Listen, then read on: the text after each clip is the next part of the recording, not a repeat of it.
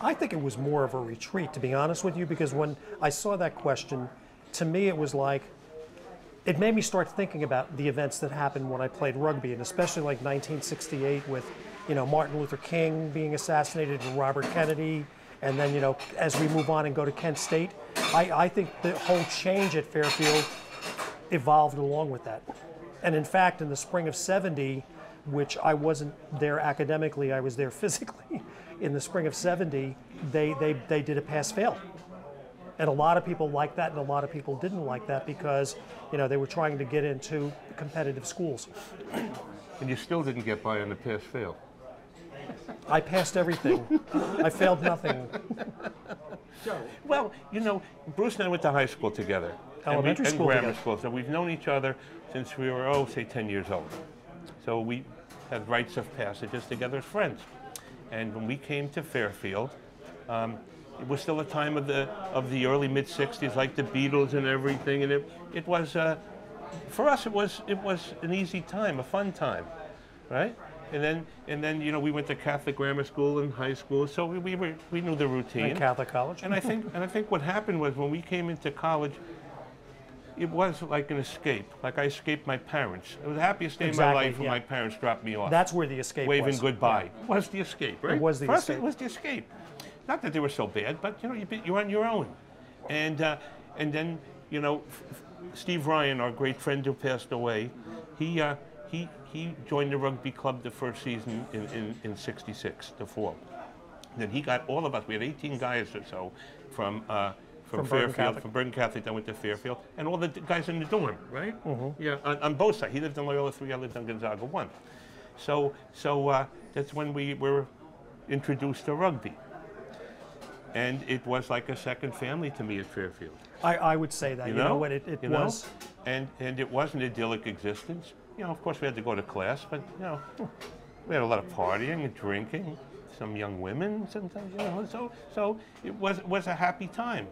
And I think as we went along, it loosened up, you know, because the mores changed. You know, we had to wear the ties and jackets no more. Girls we didn't have to go to campus. Mass. Our class, I think, was the first one that didn't have to go to Mass every day. The year before us, they did.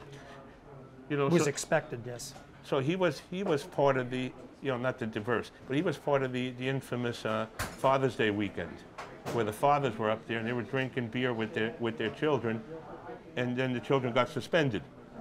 Somebody was going around taking notes. That's right. You saw the Chris, the Chris Groward story where they got the letter and everything? Right. You know, so this is what went on there, you know? There were, that was probably the biggest suspension. I mean, other than suspending the whole club, which they didn't do, they nailed, I'm going to say over 20 kids, 20 students, 20 men. Yeah, well, anyway, but once things loosened up, it was even better, you know, because you had a lot more freedom, you know, all those Catholic school type things you know that were always in place, the rigid, you know, you had to stay in on weekends, you had to sign in on sheets, you had to wear tie and jacket, you know, girls on campus, you know, all that changed overnight in 1967. We're halfway through, you know. So you guys were in that change. Yeah. Right. We were probably almost like a year or so after the change started. Right. But what happened when we were there is we could wear jeans to class. You do whatever you want. Our first year there, you had to wear chinos or you know, regular kind of dress pants. They took the ties away first, and then they took the regular dress pants away second. I never worried about the war until we had the lottery. In my senior year, they had the lottery. I don't know if you're aware of that. I have a high number. All right, so everybody goes in the gym, and they're calling the names out. You know, and you hear guys moaning, and I got like number 36. So that was the first time. Explain the lottery first. Yeah, if you were born on this date, you. And that's when they pulled it out. So like, yeah. There were two bowls, or like the order that they pulled it out in. That was one. The earlier they pulled it out, then they had a cutoff. So let's say out of 365 days, the first 180 got drafted, the others got out, you know? Well, the first 200 were called. Whatever it was, right? My number, I got lucky, was 330, and I wasn't at Fairfield. I was home at that point, but it allowed me to come back and not have to worry about being drafted. See, for me, I didn't have an interruption like he had. You know, but he's smarter than me. He spent 4.5 years at Fairfield, and I spent 4, so he had more classes than I did. Talk about the sport. The sport, rugby. Great. You know what? I mean, I was saying to someone before that was in here with us, is that when I think about Fairfield, that's all I think about is rugby, and in a positive way. I mean, it was good socially. It was good as a sport. It was, I mean, when I got there, oh, I'm sorry. When I got there, I didn't realize that. I've been looking at you the whole time. Well, it was like Animal House back then, because you know there were no girls on campus or anything. Everybody was, things were a little mischievous and a lot of parties and things. Like my first trip, my first game as a rugby player, I made the C team, and it was at Penn State. So they organized a bus, and I get on the bus, and there's like 10 garbage cans full of beer, Ripple, Swizzle, all this stuff. And I said, wow, this is unbelievable. It's great, you know? And we went up to Penn State. There was a lot of partying, and, so I'd open my eyes to I fit right in here. Either you do or you don't. The Wales trip, going there. The Wales trip. Yeah. Yes. You were on the Wales trip? Oh, I went. We were? You remember on the airplane, Peter Bell's? We bought duty-free liquor. Well, a lot of us bought duty-free liquor at the airport, and you weren't supposed to open it on the airplane, but we did. Because this guy Bells drank a bottle why did they open it up on the plane? They slumped over the. No. Why did they open it up on the plane? Well, because they ran out on the plane. Did they? Yeah, that's the story I've heard. Anyway. I remember the old story. Dennis Barry got on the microphone and announced that the plane was going to crash. You know what? Can I go back to the sport? Because I never heard of rugby until I got to Fairfield. And I can remember being up there at freshman orientation, and it was either Chris Grauert or Bart Franey who were trying to recruit people. And it was like I walked by and looked at it and said, I have no idea what this is. They were throwing the ball around and everything, yeah. And, but when I finally got involved in it, not knowing anything about it, my attitude was, well, I have to learn this game. I have to learn it in a way that maybe I'll end up being a decent player. And it did work out that way. So, he's saying he got to play C's in his first season. Yeah. I barely made the D team. Yeah, because they never knew my name from the selection committee. Well, some positions were deeper than others, But our freshman team, the C team, when we fielded, good sides back then, you remember, and we were undefeated and unscored upon our C team, and we took pride in being a C team, and we were supported. Oh, blue. Ah, what a game! That was a game where I think we went in really not expecting to win.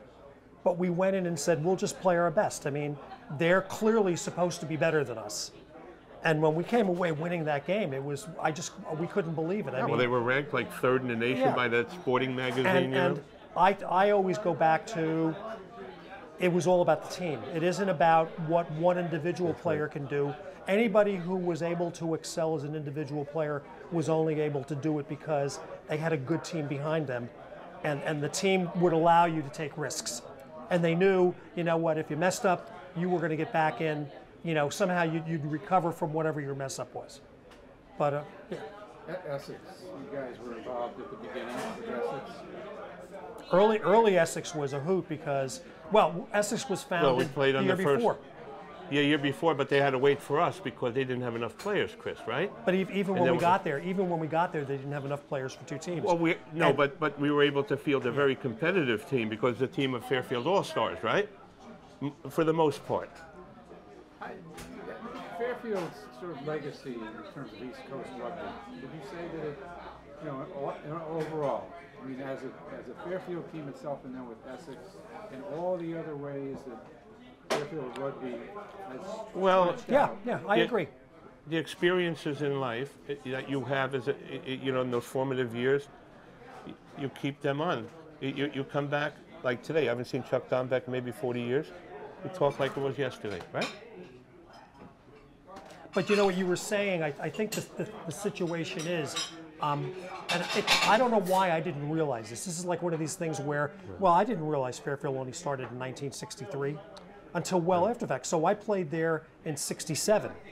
So, it was really early on. And it never dawned on me, I always thought the people ahead of me before I made the A team were the people who I looked up to, and I was never going to beat those people. And when I made the A's as a junior, I was surprised to make the A team. I don't know why. I mean, I was a good player. I was surprised too. But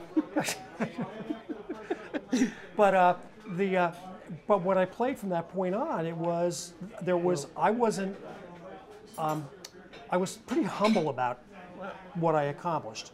And it's kind of funny when you sit down and think about it, if you're not focusing on, well, I got to be the best player on the field, as opposed to I have to be one of the good team members on the field and not let my team down.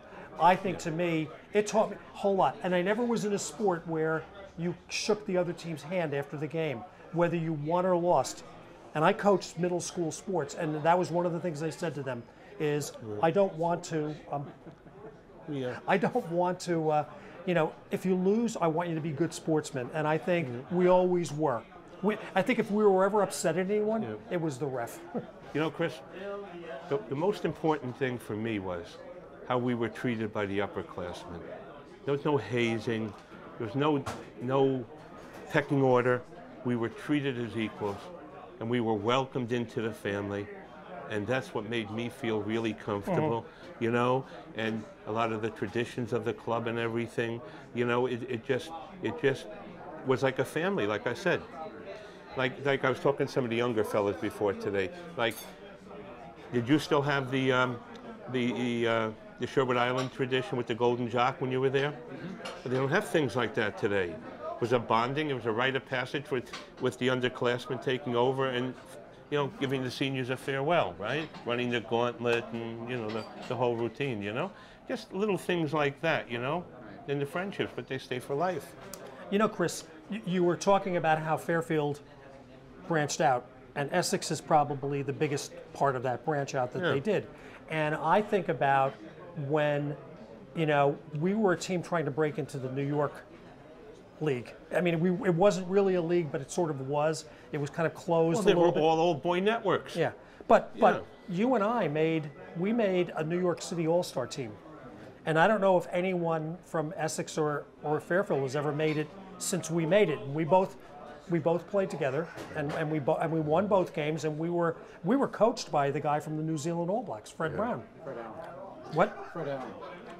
Oh, okay. Well, then why do I think his name was Fred Brown? Brown and Black. I don't know. We were just talking before about you, and that at Essex that year, he and I had never been in like selection committee or captains, or anything like that at Fairfield. We weren't in the bureaucratic side of the business, So at Essex, we finally was that time where he was captain and I was captain, scrum and backfield. And that's when the year we suffered our first loss to Fairfield, and you played on that team. The Fairfield so it's not team. a happy memory for me. we were talking about it wasn't a big win for Fairfield. He likes that, though. But I'll tell you what, you guys did win, and you won fairly. However, when they came to Branchbrook in the fall, yes, it was. There was a payday. But before there was a great victory by you guys. But that's kind of going in with the early years of Essex. Is we did not have. It wasn't. You guys were probably better positioned than we were because we were filling holes at Essex. Until your class came up and became part of that team, the holes really got filled nicely. With mostly Fairfield but I people. remember us always being competitive at Essex. We were always competitive. For that first season, two games on a Saturday. Yeah, you had to play two Or games. I'm going to tell you, and we played the A game first, and then we would go to the B game. I couldn't walk on Sunday, and maybe not even on Monday. But the interesting thing is to go through the eras. And you know what the lifestyle was back then and everything. And we're basically from the same era. Right. No coach. What else? We selected our own players. It all came from the team was players. self-sufficient. That's great. Good. I think we've covered a lot of territory. Okay, can I do another quick thing about Steve Ryan? One of the things that I remember about him is he went to high school with us, and he was. The whole thing with Steve Ryan is he always played the devil's advocate. And even if he didn't agree with the side he took, he played you hard, and he was good that way, made you think and did a lot of things. And then at the end of it, he'd say, well, I agree with our right to disagree, and it would be all over, and then we'd sit down and drink more. But people should know who Steve Ryan was. Yeah, Steve Ryan Steve was Ryan, a wing. Yeah, he was a wing. He was a good student. He was a great friend and camaraderie. We knew him since A high college school. professor. And the one thing about Steve Ryan was he and I played the same position, but there was never that sense of I play over you or you play over me. And he brought me onto the team, and He brought both of us later on in year. life, you know, he was the head of the English department at Bergen Community College in New Jersey. He became a professor, but he wrote a book on rugby, sex, and booze. I think that covered it all, right? He died of a brain aneurysm at a young age. And That was sad. and he played in all the big games of rugby, the opening of the field, the Old Blue. He scored against the Old Blue. May I mention one more person, and I'll do this as quickly as I can. Kurt Schlichting. Dr. Schlichting. Yes, and the reason I'm mentioning him is he didn't live on campus. I don't think he ever lived on campus, but he ended up living off campus with us when we had our off-campus No, but house. we were the first ones to meet him. Yes, we met him, and he like just came in and introduced He himself to the commuted. group. He lived in Fairfield. And he just was somebody We had who a- opened a lot of doors for us locally. Yeah, he did. And you know, he had a car, and he had Yeah, and we yeah, used his right. house and partied at his house. I can't tell you how many times we heard some Sergeant other things Pepper's that he Lonely provided, Hearts which Club. I won't bring up. But yeah, and he is a living link from Fairfield today to the 60s. That's right. You know, the living link. It's hard to believe that all those years. Important in our history. And Mike Kennebec was a great guy, and Paul Davis was a great guy. I really didn't know Paul that well because I wasn't a history major when I was there. I knew Paul and Davis. Joe knew him better, and he really came on sort of towards the end of our time Yeah. there, I think. Yeah, But Paul Davis deserves some. Mike Kennebec was one of place the in nicest history. people you'd ever want to meet. I never heard him say Right. anything nasty. You're using up your time. I wanted to get that kind of comment. Okay. No, but I mean, because it was mentioned, it was one of the topics that, you know, I mean, there are other people. I mean, you know, Were you on the dean's list there? yes, which I was on the wrong dean's list. Oh, okay. You guys have done great. We've had some really good history here. We're about We haven't to- given the Okay, real but we history have- yet. you know what? We're going to get some more stuff. Yeah, I think. but the answer is that we're sitting here, and three of us are Doug Siassi winners. Yeah. You know, I mean, and I think that's probably, I mean, I know Billy Connolly was, and there are other people out there that were. A lot of But the people here. three of us here right now, literally, you and as the interviewer and us as being interviewed, you know, we're all at that category. You know, we all were between successful. us, you know what I'm proud of? When Bob Murphy gave me the award, he was president at Sherwood Island. He said, he's a man who meant as much to us off the field as on the field. And I always hung out with the underclassmen. We always partied. We did things. And that meant a lot. Being part of the culture, not just the field. You know, because there's more to it than the field. If it was just the field, we wouldn't right. all be here today. No, absolutely. It The was more than friendships- just friendships playing. you make for life. That's it.